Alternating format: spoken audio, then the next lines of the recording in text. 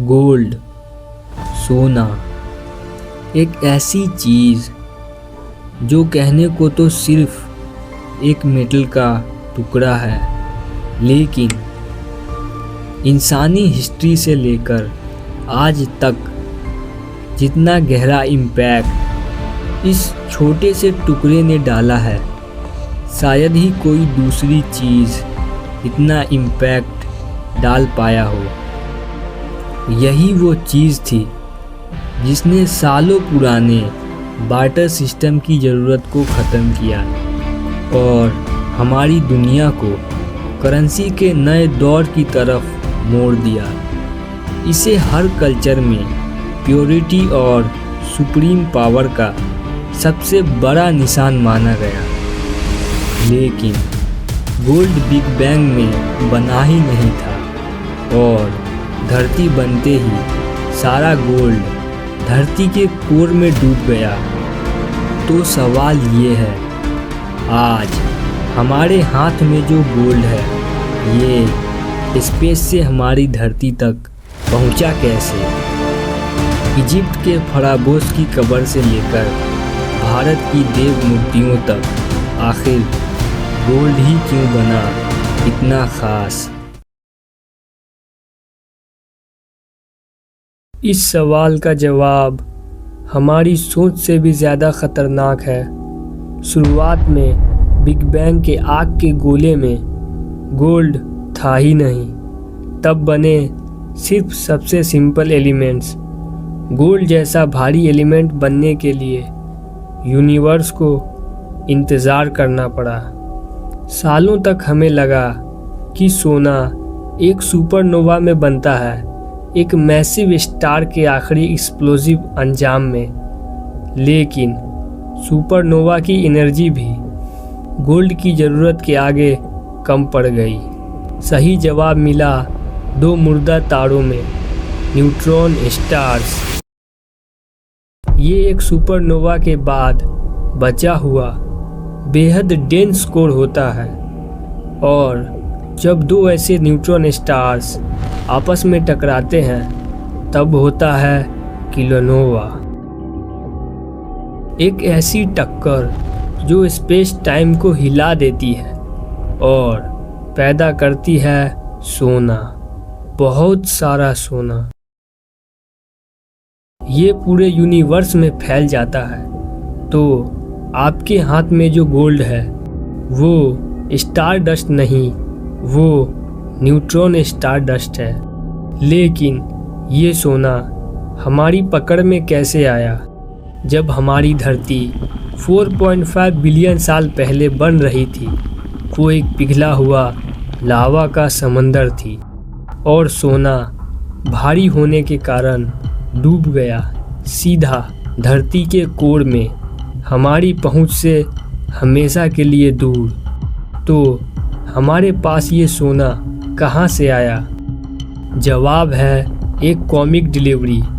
धरती बनने के कुछ करोड़ों साल बाद लेट हेवी बम्बारमेंट, यूनिवर्स के बचे कुचे टुकड़े, एस्टेरॉइड्स जिन्होंने उस किलोनोवा की धूल को समेटा था, हमारी जवान धरती से टकराए। ये बम्बारमेंट सोने को धरती की सतह पर डिलीवर कर गया हमारी पकड़ में। तो ये एलियन मेटल हम तक पहुंच तो गया, लेकिन धरती की सतह पर तो और भी मेटल्स आए थे। तो आखिर गोल्ड ही क्यों बना इतना खास? इसे खास होने का राज सोने की केमिकल प्रॉपर्टीज़ में नहीं, बल्कि उसकी एंटी प्रॉपर्टी में छिपा है। गोल्ड कुछ नहीं करता।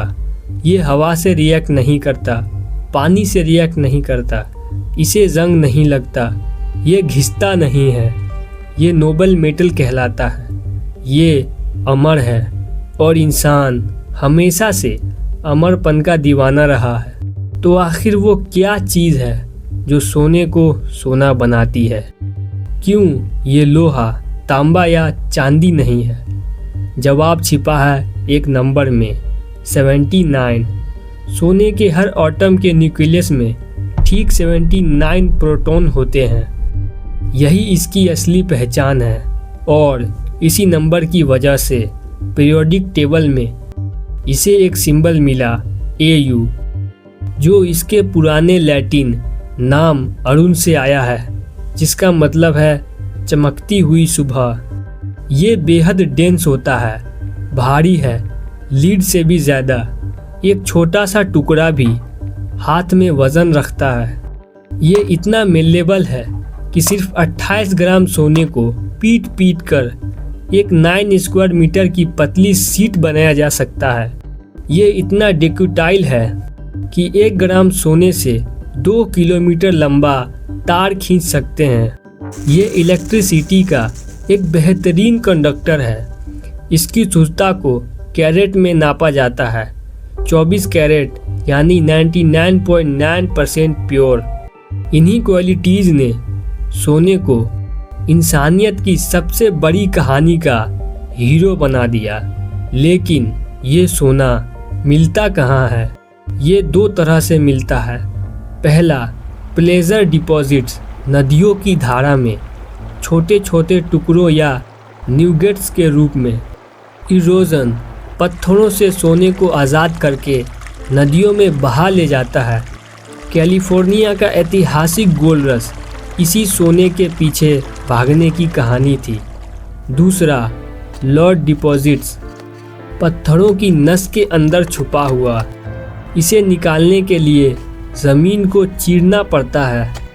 बड़ी बड़ी ओपन पिट खदानें जो ज़मीन पर एक बड़ा क्रिएटर बना देती है। ये अंडरग्राउंड माइनिंग जो हमें धरती के 4 किलोमीटर नीचे तक ले जाती है, जहां चाइना, ऑस्ट्रेलिया और रसिया जैसे देश इस रेस में सबसे आगे हैं।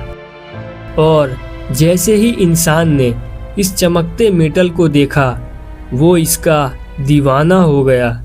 हमारी कहानी गोल्ड के साथ 6000 साल से भी पुरानी है। बुल्गारिया में ज़मीन के नीचे मिले 4600 BC के गहने इसके सबसे पुराना होने के गवाह हैं। लेकिन गोल्ड को ऑब्सेशन में बदला इजिप्ट के फराबोस ने। उनके लिए सोना गॉड फ्लैश था, सूरज का अंश। तूतनखामुन का मौत के बाद पहना मास्क आज भी उस पावर की गवाही देता है। सोना सिर्फ पावर नहीं बना, ये वैल्यू बना। इंसानों को एक कॉमन डोमिनेटर की ज़रूरत थी, एक ऐसी चीज़ जो रेयर हो, टिकाऊ हो और जिसके टुकड़े किए जा सके। टर्की के लीबिया में 600 BC में दुनिया की पहली सोने की करेंसी बनी और इसने इंसानियत की इकोनॉमी को हमेशा के लिए बदल दिया। हिंदुइज़्म में इसे देवी लक्ष्मी से जोड़ा गया। एल्केमी की किताबों में लोग फिलोसोफर स्टोन ढूंढते रहे ताकि बेस मेटल को सोने में बदला जा सके। सदियों तक देशों की ताकत उनके गोल्ड स्टैंडर्ड से नापी गई। आपकी जेब में रखा एक नोट एक वादा था कि बैंक में उसके बदले सोना रखा है। 1971 में US प्रेसिडेंट रिचर्ड निक्सन ने इस सिस्टम को हमेशा के लिए ख़त्म कर दिया। लेकिन सोने की कीमत आज भी कम नहीं हुई, क्योंकि गोल्ड सिर्फ इंसानी लालच या करेंसी का सिंबल नहीं, ये फ्यूचर का मेटल है।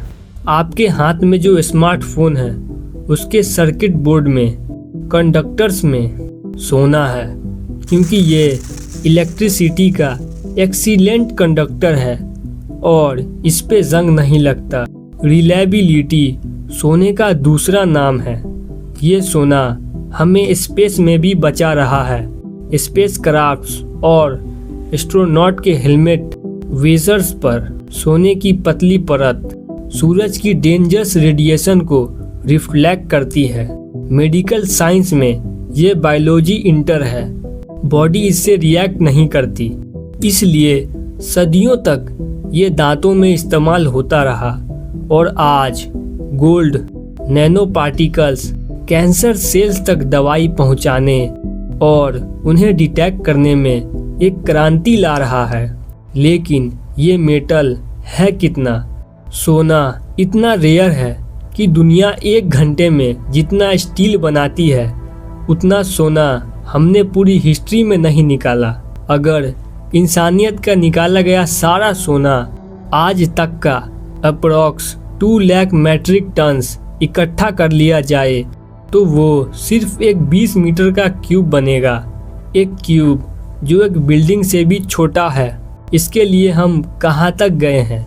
साउथ अफ्रीका की एम्पोनिंग गोल्ड माइन 4 किलोमीटर ज़मीन के नीचे।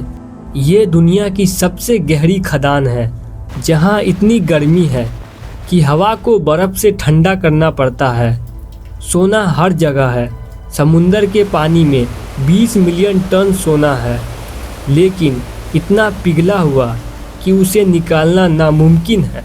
यहाँ तक कि आपके अपने शरीर में 0.2 मिलीग्राम सोना है जो ब्लड सर्कुलेशन में मदद करता है। पर सोने की सबसे बड़ी ताकत क्या है? ये कि ये कभी ख़त्म नहीं होता।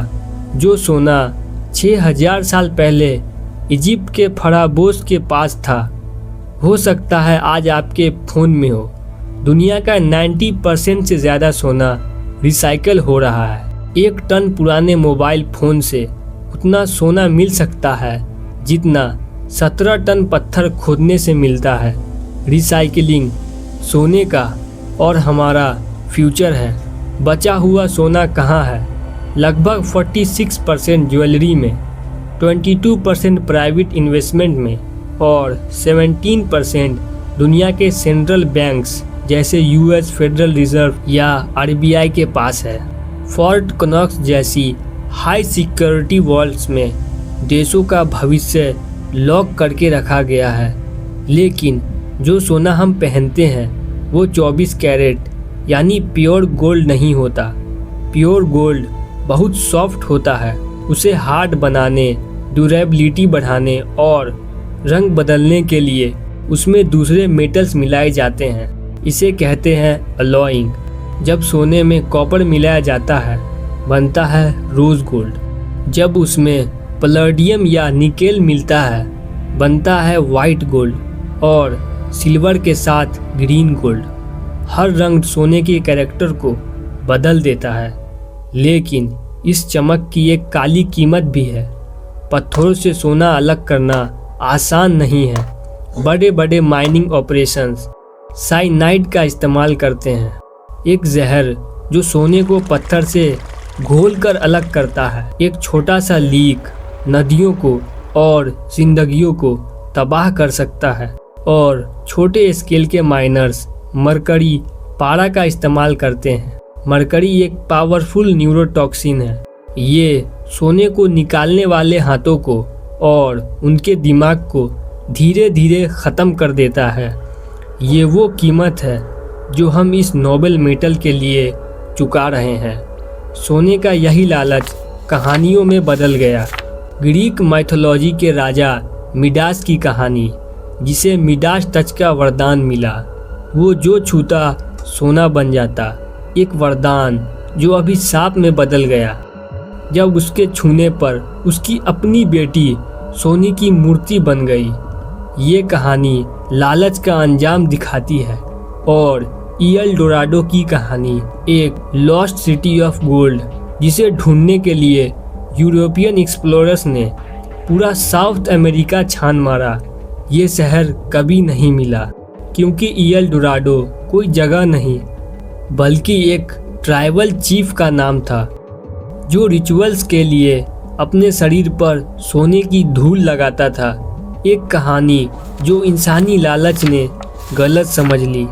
लेकिन अगर सोने के लिए दुनिया का सबसे बड़ा और असली ऑब्सेशन कहीं देखना है तो वो है इंडिया।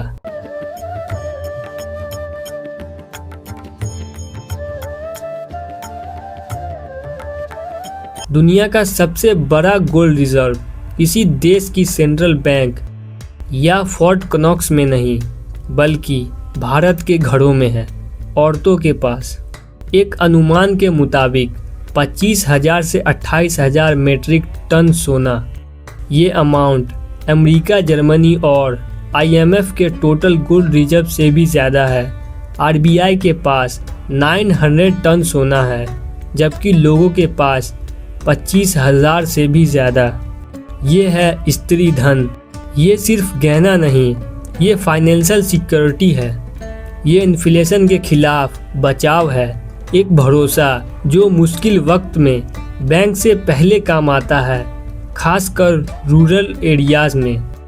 ये इंडिया की इकोनॉमी की वो अनोखी पहचान है जिसे दुनिया आज भी समझने की कोशिश कर रही है। तो सोना ये इंडिया के स्त्री धन से अमेरिका के फोर्ट कनॉक्स तक सिर्फ एक इन्वेस्टमेंट नहीं, ये एक भरोसा है, एक एलिमेंट जो तारों की शिद्दत में पैदा हुआ, एस्टेरॉयड की डिलीवरी से हम तक पहुंचा और हमारी सभ्यता के DNA का हिस्सा बन गया।